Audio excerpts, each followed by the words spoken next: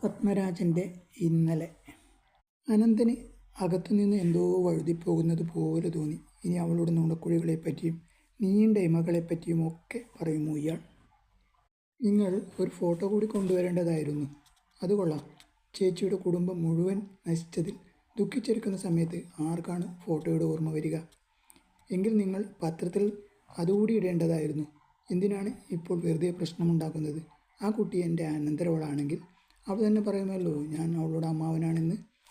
അനന്തൻ എന്തോ പറയാൻ വായാനക്കി. രാജശേഖരൻ ആംഗ്യം കാണിച്ചതുകൊണ്ട് ഒന്നും മിണ്ടിയില്ല. രാജശേഖരൻ എഴുന്നേറ്റു. ശരി, എന്നാൽ വരൂ, നമുക്ക് ചെന്ന് കാണാം. പേഷ്യൻറ്റിനെ കാണാമല്ലോ, ഇല്ലേ ഡോക്ടർ? ഓ യെസ്, വരൂ. ലാവണ്യ കണ്ണടച്ച് കിടക്കുകയായിരുന്നു, റാഫേലിൻ്റെ ചിത്രം പോലെ. ഇവിടെ വേദനായകൻ, ഇവൾ തീർച്ചയായും നിങ്ങളുടെ അനന്തരവളല്ല. ഇത്ര സുന്ദരിയായ അനന്തരവൾ തീർച്ചയായിട്ടും അല്ല. അവൾക്ക് നല്ല വെളുത്ത നിറമാണെന്നല്ലേ പറഞ്ഞത്? ഇവൾക്ക് ദന്തത്തിൻ്റെ നിറമാണ്. നന്നായിരിക്കും എന്ന വാചകത്തിന് 100 പടി മേലെയാണിവൾ. ആദ്യമായി ലാവണ്യയെ കണ്ട രാജശേഖരൻ്റെ മുഖത്ത് ആശ്ചര്യം. ആൾ ക്ലീൻ ബൗൾഡ്, അനന്തൻ മനസ്സിൽ കരുതി.